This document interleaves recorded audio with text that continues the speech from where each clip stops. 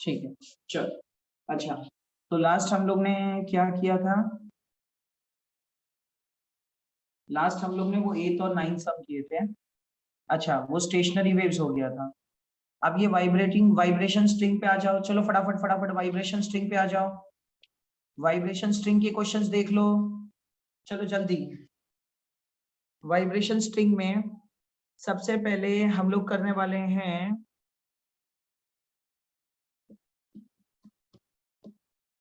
First question. उसमें जो scientist का नाम दिया उससे टेंशन मत लो। मेंडल्स एक्सपेरिमेंट, उससे कोई प्रॉब्लम नहीं है। मेंडल्स एक्सपेरिमेंट का भी कोई टेंशन नहीं है, सिर्फ नाम है वो साइंटिस्ट का, बाकी कोई टेंशन नहीं है। वाइब्रेशन ऑफ अ स्ट्रिंग वैसे का वैसे ही रहने वाला है जैसा है, ठीक है। तो फर्स्ट सम देखो उसने क्या बोला है। In a Mendel's experiment in the transverse mode, ठीक है। ट्रांसवर्स मोड मतलब fundamental mode, the frequency of the tuning fork and the frequency of the wave in the string are in the ratio। देखो पहले उसने बोला है Mendel's experiment में in the transverse mode, हालांकि ट्रांसवर्स मोड का मतलब फंडामेंटल मोड ही होता है, ठीक है। The frequency of the tuning fork and the frequency of the wave is in the string are in the ratio. अब खुद सोचो, पहली बात, अगर मैं फंडामेंटल मोड की बात करता हूं तो फंडामेंटल मोड में मुझे एक बात बताओ, फ्रीक्वेंसी कितनी मिलती है? 1/12 under root of T by M, बराबर है कि नहीं बराबर है? यस, अरे बराबर है। Yes sir.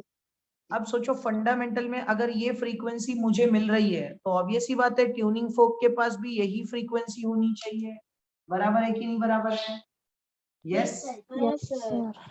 तो लॉजिकली सोचो अगर मुझे भी यही फ्रीक्वेंसी मिल रही है, के पास भी यही फ्रीक्वेंसी है, तो दोनों का रेशियो कितना आना चाहिए? जल्दी बताओ, दोनों का रेशियो कितना आना चाहिए? 1:1।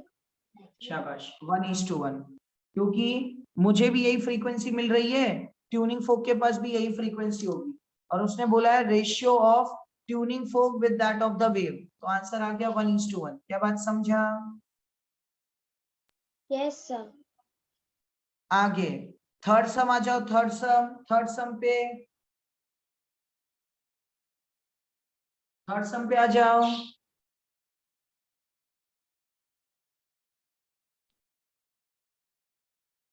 बताओ होगा थर्ड सम? देखो उसने क्या बोला है, a 1 centimeter long string vibrates with a fundamental frequency of 250 hertz if the length is reduced to 1/4 keeping the tension unaltered, मतलब टेंशन सेम है, लेंथ को ही सिर्फ रिड्यूस किया है, तो मुझे न्यू फ्रीक्वेंसी क्या मिलेगी? क्या आएगा? यस, हाँ सर को ट्राई करने का। ठीक है, या फिर मैं ही बता दूं? रुको सर।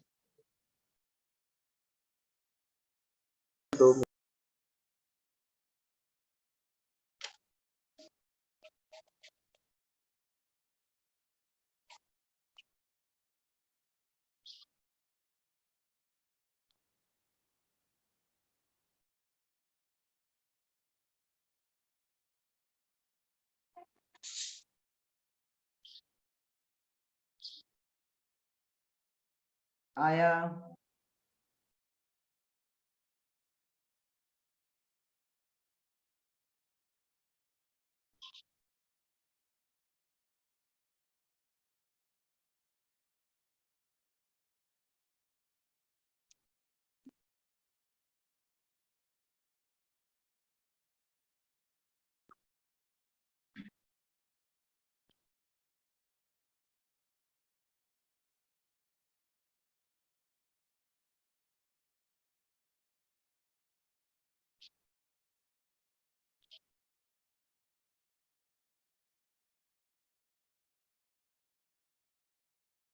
आया या नहीं आया, जल्दी बोलो।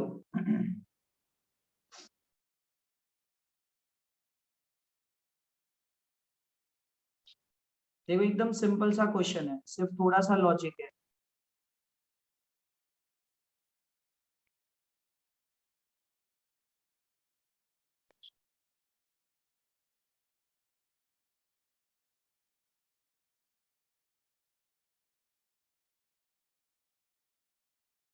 आया? Yes sir. शाबाश। कितना आंसर है बता? 1024। शाबाश 1024। हाँ सर आ गया। पक्का? हाँ सर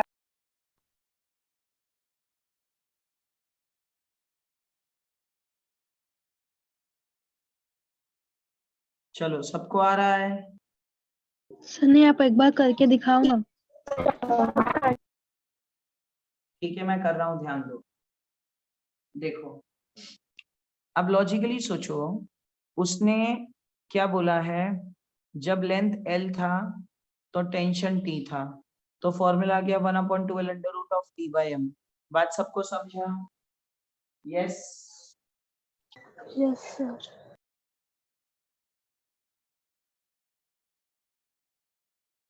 लॉजिकली सोचो, तब लेंथ कितना था? लेंथ था 1 सेंटीमीटर, तो मैं लिख लेता हूँ 1/2 ये T, ये M का मतलब होता है मास अपॉन लेंथ, तो मास तो वैसे का वैसा ही है। L ऊपर चला गया और ये मास पर यूनिट लेंथ, तो यहाँ पे देखो, यहाँ पे 1 सेंटीमीटर था, तो ये 1/2 under root of T by M। क्या ये बात समझा? यस? 1 सेंटीमीटर के लिए for length is equal to 1 centimetre. अच्छा, ये फर्स्ट फ्रीक्वेंसी थी। N2 की वैल्यू थी 1/2L, बट L की वैल्यू उसने ले ली है 1/4, सो ये 1/4 आ गया into under root of T by M। M का मतलब होता है मास पर यूनिट लेंथ, और लेंथ की वैल्यू फिर से उसने ले ली है कितनी? 1/4। ठीक है, 1/4 बराबर है कि नहीं बराबर है? यस? हाँ सर। Yes sir. क्या बात। तो ध्यान से देखो, N2 की वैल्यू क्या आ गई, ये और ये कैंसिल हो गया, यहाँ पे 2 आ गया, बराबर है? यस? ये 2 हाँ ऊपर सर। चला गया, ये 2 ऊपर चला गया। अब एक चीज है ना जो तुमने नोटिस की है या नहीं की है, अब मुझे नहीं पता, बट मैंने यहाँ पे कुछ तो चीजें की है, अब तुमको देखनी चाहिए वो चीज मैंने सही की है गलत की है, वो तुमको नहीं पता। यहाँ पे देखो, यहाँ पे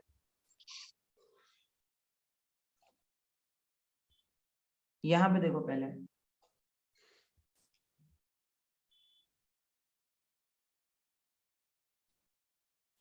सर एन की वैल्यू दी हुई है। एम की वैल्यू दी हुई है।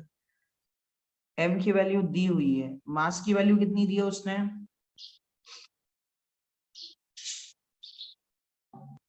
एन कितनी की दी वैल्यू है? सर फ्रीक्वेंसी दी हुई है ना। हाँ फ्रीक्वेंसी तो मैं तो डाल दूंगा, वो तो चलो, वो तो N1 की वैल्यू दी है ना, लेकिन यहाँ पे मैं बोल रहा हूँ कि कुछ चेंजेस है कि ऐसे का ऐसा ही है? पक्का ऐसे का ऐसा ही है? हाँ ऐसे ही है, मास तो दिया नहीं है। शाबाश। ठीक है, चलो कैलकुलेट करते हैं। ध्यान से देखो, ये 2 ऊपर चला गया, ये 2 आ गया, under root of T by M into 4 था, अब ये 4 बाहर आ जाएगा तो N2 की वैल्यू भी 2 आ जाएगी। ठीक है, तो ये 2 under root of T by M। ध्यान से देखो, ये और ये कैंसिल हो गया। अब देखो, ये N1 हो गया, ये N2 हो गया। अब N2 अपॉन N1, तो लॉजिकली सोचो under root of T by M divided by 1/2 under root of T by M। ठीक है, अब बताओ तुमको आंसर कैसे आया? N2 अपॉन N1, यहाँ पे देखो under root of T by M into 2 under root of M by T, ये कैंसिल हो गया, N2 की वैल्यू आ गई ट्वाइस N1, सो आंसर तो 2 इंटू 256 आना चाहिए। बताओ तुमको कैसे आंसर आया? सर मैंने मैंने अलग तरीके से किया। मैंने ना फ्रीक्वेंसी को इनवर्सली प्रोपोर्शनल कर दिया लेंथ से, फिर लेंथ वैसे से किया नहीं, तो लेंथ स्क्वायर से किया सर होगा मैंने तुमने। तो सिर्फ लेंथ लेंथ से। वो फंडामेंटल में आपने बोले थे ना lambda is equal to 2L, हाँ मैंने उसी से करी फिर। अच्छा, मतलब n is v inversely is equal to proportional N to length. Lambda v is yes equal to N lambda, lambda की जगह 2L लगा के फिर उसकी वैल्यू पुट कर। ठीक है, अब मैं तुमको इसका एक्चुअल सॉल्यूशन बताता हूँ, एक्चुअल सॉल्यूशन कैसे आएगा। अब खुद सोचो, ये m क्या था? मास पर यूनिट लेंथ था, बराबर है? यस? यस, अब ये मास पर यूनिट लेंथ था। अब तुम खुद सोचो, अगर तुम लेंथ कम करोगे तो मास कम होना चाहिए या नहीं होना चाहिए? अरे क्योंकि ये मास पर यूनिट लेंथ हम स्ट्रिंग के ले लेते थे। जब लेंथ 1 मीटर थी तो स्ट्रिंग की मास भी 1 मीटर के हिसाब से थी, लेकिन तुमने लेंथ कम कर दिया तो मास भी तो कम हो जाएगा। बराबर है कि नहीं बराबर है? हाँ हाँ बराबर। सर। समझा नहीं समझा? अब देखो इसका कैलकुलेशंस कैसे आता है। n1 का वैल्यू होता है 1/12 under root of t by m। ठीक है, ये इसका भी वैल्यू अगर तुम देखोगे ना, ये 1/12, ये length t by m, but ये मास पर यूनिट लेंथ है। ठीक है, ये m नहीं है, ये मास पर यूनिट लेंथ है। याद आया? तो ये m बाय l यहाँ पे मैंने सब्स्टिट्यूट कर लिया। अब देखो, जब ये 1 सेंटीमीटर था ना, तो ये मास भी 1 सेंटीमीटर के हिसाब से ही था। बात समझा? ये इक्वेशन 1। लेकिन जैसे ही फॉर 1/4 सेंटीमीटर ऑफ लेंथ, अब लेंथ बताओ बढ़ गया कि घट गया? जल्दी बताओ, लेंथ बढ़ गया या घट गया? घटा है। घटा है सर, शाबाश। घटा है। लेंथ घट गया तो ऑब्वियस सी बात है, ये फॉर्मूला होगा मास पर यूनिट लेंथ। अब ध्यान से देखो, लेंथ की वैल्यू यहाँ पे देखो, लेंथ की वैल्यू मैं डाल रहा हूँ, लेंथ की वैल्यू मैं डाल रहा हूँ 1/4। सो लेंथ की वैल्यू हो जाएगी 1/4। 1/4 मतलब 4 ऊपर, तो यहाँ पे देखो मास की वैल्यू भी घट जाएगी m/4। बात समझा नहीं समझा? समझा सर। और लेंथ की वैल्यू भी घट गई 1/4। क्या बात समझ आया? अरे क्योंकि जैसे जैसे लेंथ घटता जाएगा वैसे वैसे मास भी घटता जाएगा। बराबर है कि नहीं बराबर है? समझ आया? Yes yes. यस। अच्छा, या फिर अगर तुमको ये पूरा तामझाम नहीं करना है तो सीधा सीधा एक एक डायरेक्ट फॉर्मूला था, याद है? Frequency is inversely proportional to length. याद आया? लॉ ऑफ वाइब्रेटिंग स्ट्रिंग का मैंने एक फॉर्मूला बोला था, याद है? हाँ यस सर। सर। हाँ सर। हाँ, तो तुमको अगर डायरेक्ट करना है तो ये इजी मेथड है और ये सेकंड मेथड है, लेकिन ये इजी मेथड है। देखो, अब लेंथ जब n मतलब 1 थी तो frequency n1 is equal to 1/L1। ठीक है, ये 1 आ गया। और फ्रीक्वेंसी 2 आ गई तो 1/L2, ये 2 आ गया। तो n2/n1 अगर तुमको ध्यान से देखना है तो L2/L1 आ जाएगा। n2 की वैल्यू n1 की वैल्यू, L2 आ गई है 1/4। बराबर है? बराबर? हाँ सर। यस। हाँ, तो इसके हिसाब से तुम सब्स्टिट्यूट कर लो, ये हो जाएगा 256 इंटू 4। 256 इंटू 4 की वैल्यू कितनी आ जाएगी? सर 1020 1020। 24 शाबाश, 1024।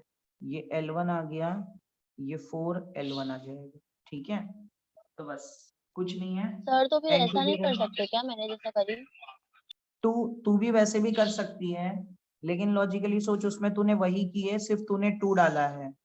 2 डाल के तेरा 2 वैसे ही कैंसिल हो गया। बात समझी? मैंने सर पहले ना v की वैल्यू फाइंड करी, फिर उसके बाद लेंथ के वैल्यू घटा के ना वो v की वैल्यू उसमें लगाई। हाँ पता है पता है पता है, मैं समझा वो तेरा रूल, लेकिन वो तेरा थोड़ा लंबा मेथड हो गया, ये उससे भी शॉर्टकट मेथड है। तेरा तेरा जो मेथड है वैसे कर सकते हैं, बट वो मेथड थोड़ा लंबा है। बराबर है? Okay sir. हाँ, ये मेथड सबको समझ आया नहीं समझ आया? पहले ये बताओ, ये मेथड सबको समझ आया नहीं समझा? हाँ सर समझा। शाबाश। हालांकि ये मेथड में मेरे को एक चीज करनी चाहिए थी, लेकिन फिर फिलहाल ठीक है। अगर तुम ये मेथड से जा रहे हो तो ये मेथड क्वाइट इजी है, ये मेथड अच्छा भी है।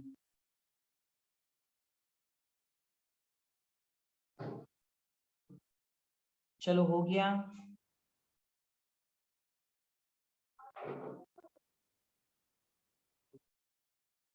हो गया, क्लियर है? हाँ Yes, sir. Sir. Yes, sir. शाबाश, आगे बढ़ रहा हूँ।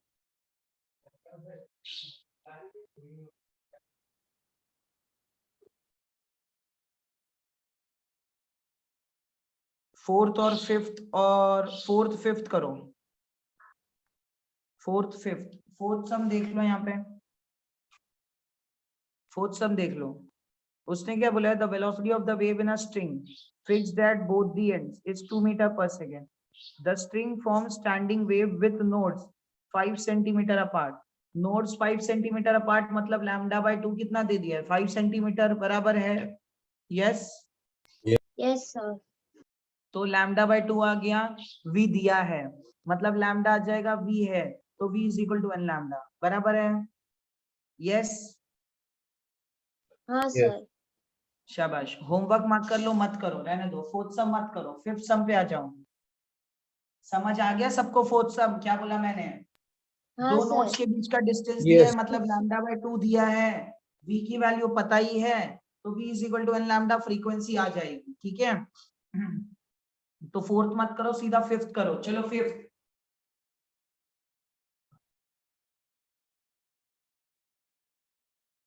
चलो फिफ्थ सम.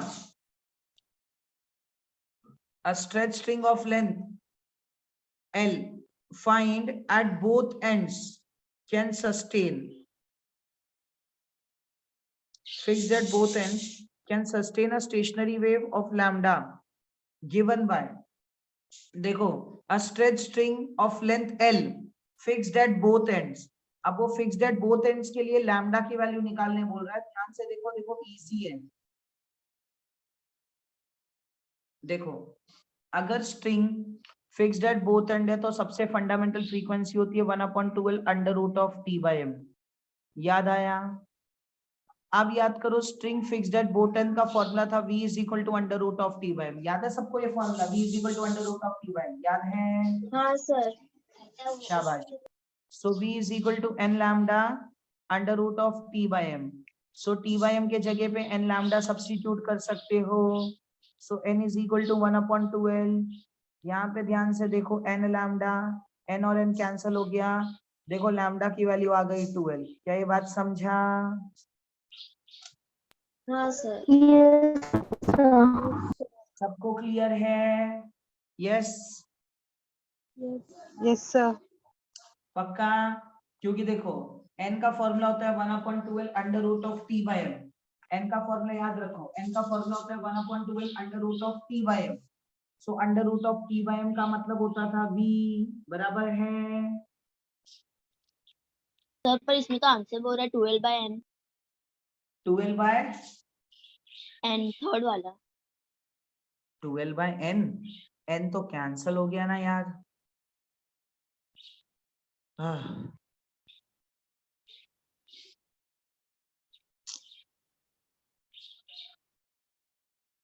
अब देख, पहली बात मैं तुझे बोलू ना, n वैसे भी कैंसिल हो ही जाएगा. A stretch string of length l fixed at both the ends can sustain a stationary wave. अब उसने और एक यहाँ पे टाइम पास क्या किया वो बताता हूँ. देखो n का फॉर्मूला था 1/12 under root of t by m. बराबर है कि नहीं बराबर है? यस. हाँ सर. शाबाश. ये t by m को अगर तू v ले ले तो देखो उसने किया क्या. वो छोड़, वो भी छोड़ देगी तो मैं तुझे बताता हूँ क्या किया उसने. ये ठीक है. अब देख, ये n 1/12 under root of t by m था. बराबर है? अब ये 12 को उसने इधर मल्टीप्लाई कर लिया तो 2nl is equal to under root of t by m आ गया. अब इसी को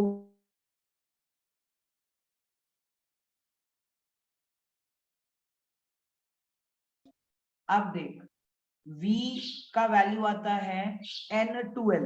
v का वैल्यू अगर तू देखेगी तो n12 आ रहा है. बराबर है?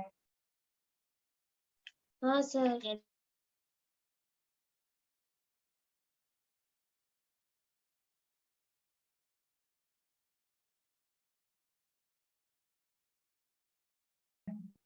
तो लैम्डा की वैल्यू क्या आ गई पता है? v by n. बात समझा? और v की वैल्यू देख, यहाँ से 12 आ रही है लेकिन ये 12n आ रही है, लेकिन उसने लेते टाइम पे सिर्फ 12 लिया है जो कि गलत है. 12n लेना चाहिए ताकि n और n कैंसिल होके लैम्डा की वैल्यू सिर्फ 12 आए. तो वहां पे तुम ऑप्शन में चेंज कर सकते हो. जहां जहां पे n दिया है सारे n को कैंसिल करके लैम्डा की वैल्यू 12 में आंसर आएगी. बात समझा?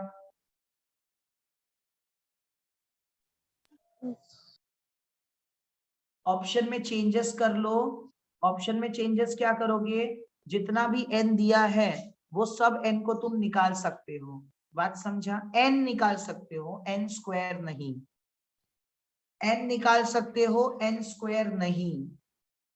तो ये जो थर्ड ऑप्शन C D और B है ना, ये A B C मतलब B C D के ऑप्शन में से n निकाल सकते हो, समझा? हाँ सर। शाबाश। 7th और 8th मुझे नहीं लग रहा कोई होम मतलब कुछ ज्यादा हार्ड है, ठीक है। 8 वाला थोड़ा सा प्रॉब्लमेटिक क्वेश्चन हो सकता है, 8th ट्राई करो, 8th वाला ट्राई करो, चलो फास्ट। 8th वाला थोड़ा सा प्रॉब्लमेटिक हो सकता है, 8th वाला ट्राई करो। तो 7th होमवर्क रहेगा। हाँ 7th होमवर्क रहेगा। मैं फिर से बोल रहा हूँ, जितने भी मैंने छोड़ दिए हैं वो सारे होमवर्क रहेंगे, जितने भी मैंने छोड़ दिए हैं वो सारे होमवर्क रहेंगे।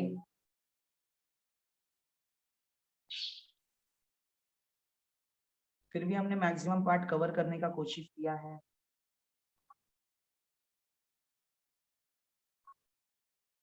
White, नहीं समझ, 2 मिनट सर प्लीज। yes.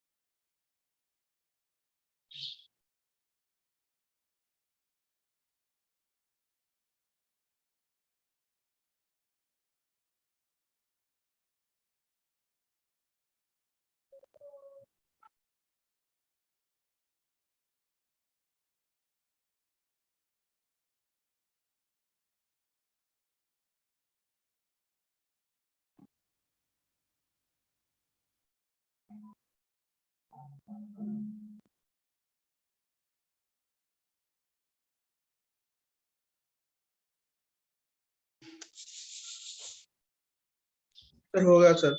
आ गया सर। शाबाश।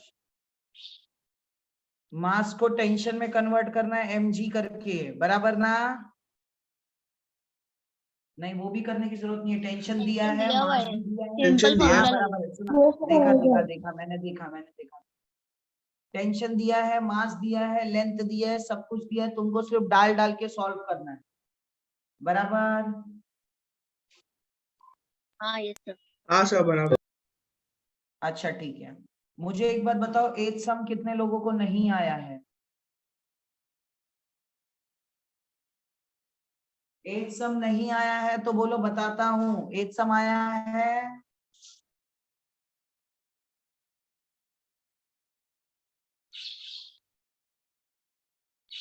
एट सम आया है? हाँ सर आया है। शाबाश, ठीक है। उसके बाद मैं सीधा जा रहा हूँ 10th पे, 10th सम।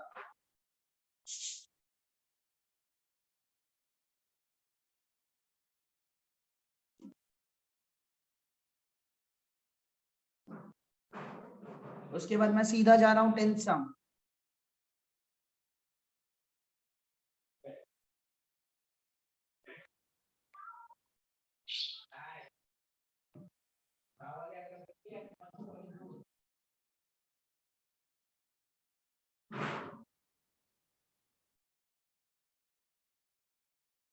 देखो 10th सम इजी है, हार्ड है? सर रुको, रीड करने दो बस 2।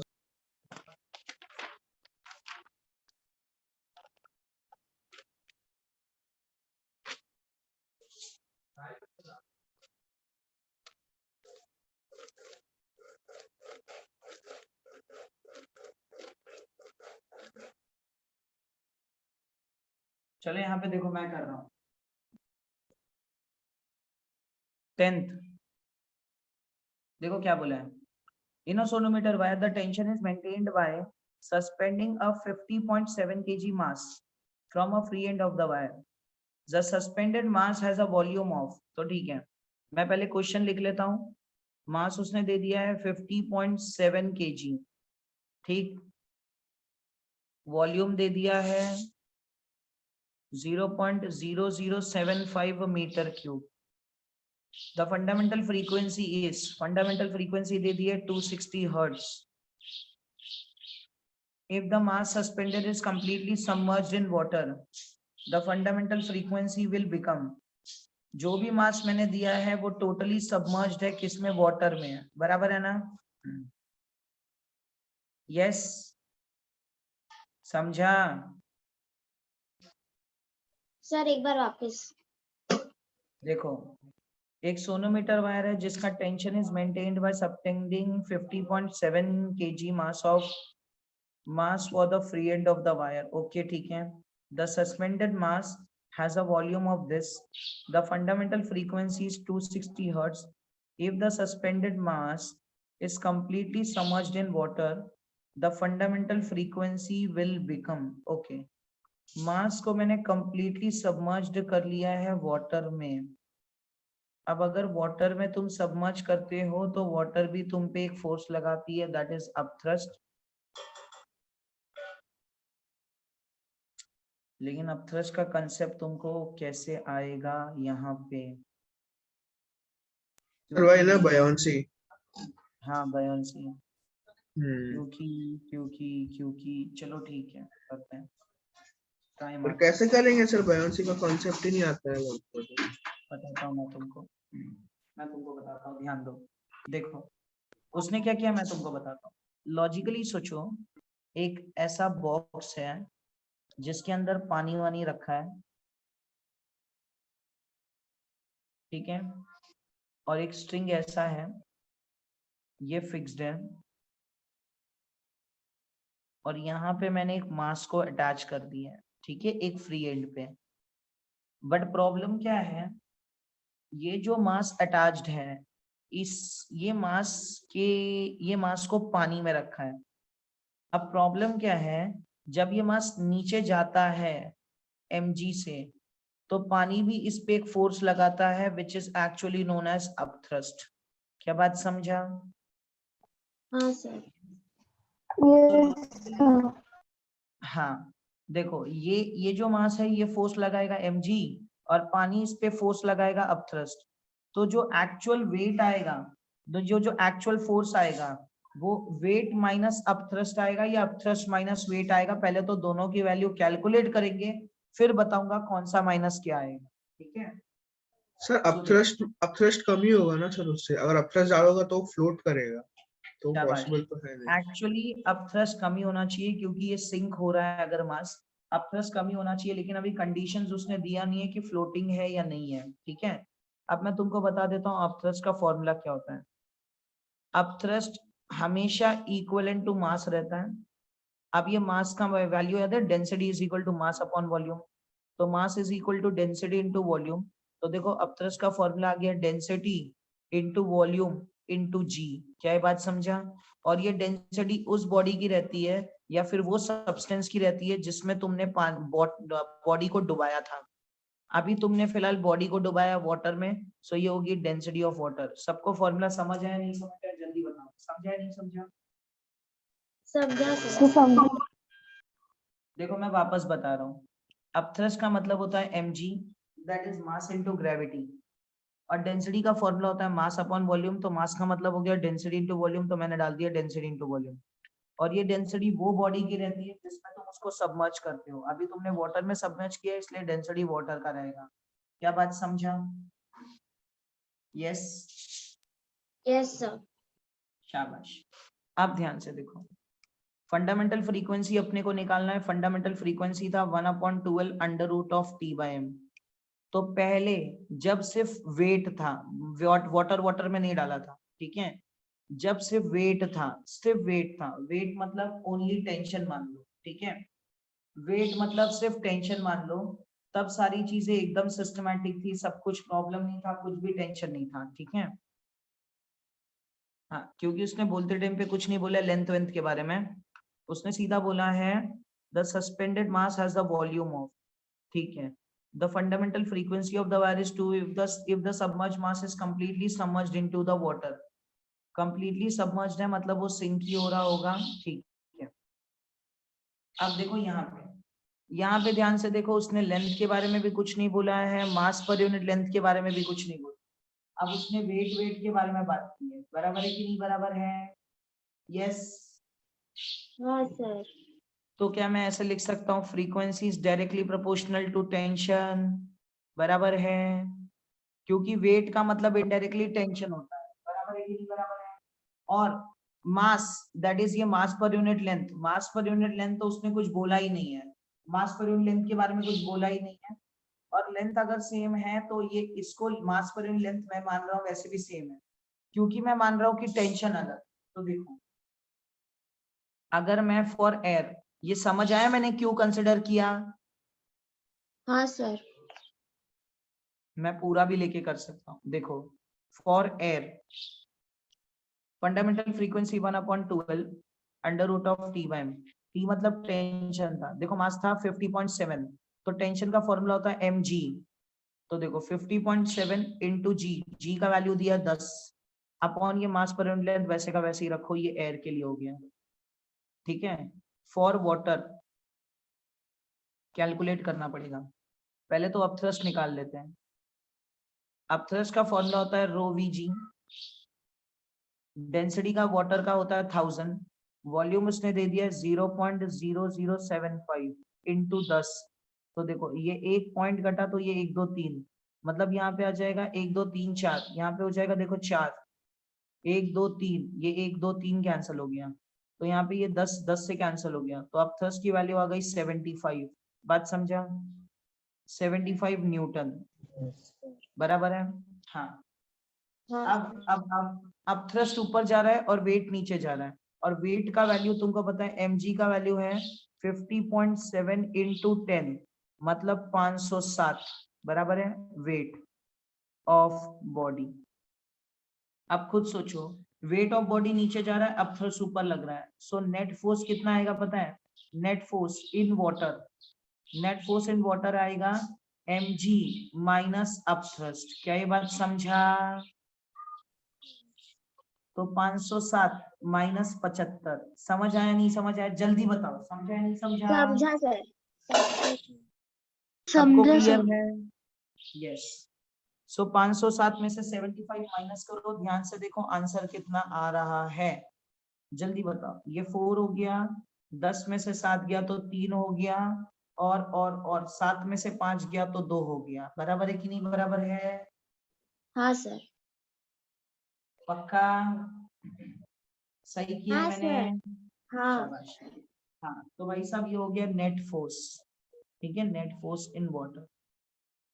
अब ये नेट फोर्स ही नेट टेंशन देगा तो 432 आ रहा है।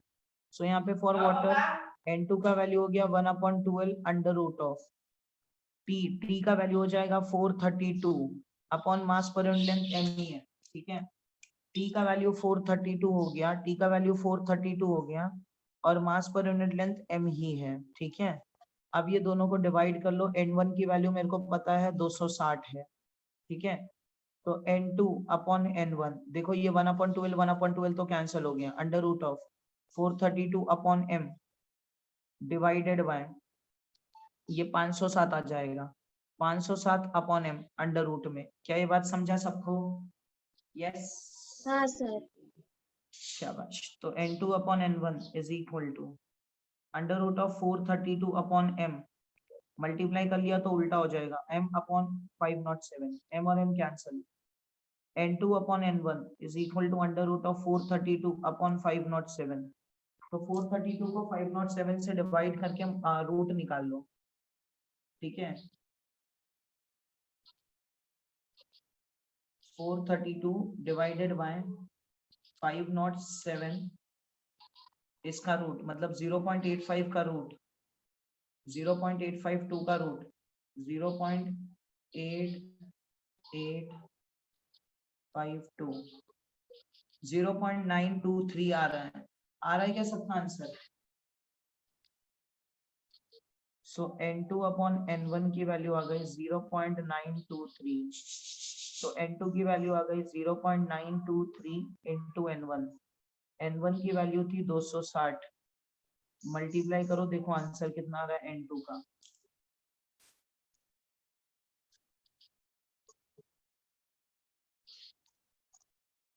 मेरे को आ रहा है 239.98, मतलब अप्रोक्सीमेटली 240। N2 की वैल्यू हो गई 240 हर्ट्ज। समझ आया नहीं समझ आया ये सम, पहले ये बताओ, सम समझ आया नहीं समझ आया वो बताओ। हाँ सर समझा। ऑप्शन में देखो 240 है क्या? सर है। है, ठीक। ऑप्शन में 240 न्यूटन है, आंसर अपना 240 न्यूटन है। 240 हर्ट्ज सर। हाँ sorry 240 hertz. Hertz hertz hertz. अब बताओ आंसर सबको क्लियर है? मतलब कैसे किया मैंने वो समझ आया नहीं समझ आया, पहले ये बताओ। यस समझ आया नहीं सर। समझ आया? Yes sir. समझा। देखो एयर में था तो वेट अलग लिया, मतलब टेंशन टेंशन था, मास पर लेंथ को चेंज नहीं किया। ये जो मास उसने दिया ना उसको ये टेंशन के फॉर्म में रख के सॉल्व किया एयर के लिए। वाटर में गया तो नीचे से टेंशन मतलब वेट तो आएगा और ऊपर अपथ्रस्ट आएगा। सो नीचे से वेट और ऊपर अपथ्रस्ट, ये दोनों को सबट्रैक्ट करके जो नेट फोर्स आया वो मुझे टेंशन दे। सो यहाँ पे टेंशन उसका आया। फिर मैंने N2 N1 को डिवाइड कर दिया तो 1/12 ये कैंसिल हो गया, ये वैल्यू डिवाइडेड बाय ये वैल्यू, मल्टीप्लाई कर दिया तो इसको बस सॉल्व किया तो आंसर आ गया। क्या बात समझा? Yes yes sir. Yes sir. अभी फिलहाल के लिए ठीक है। हाँ मैं एक लास्ट सम और ले रहा हूँ, that is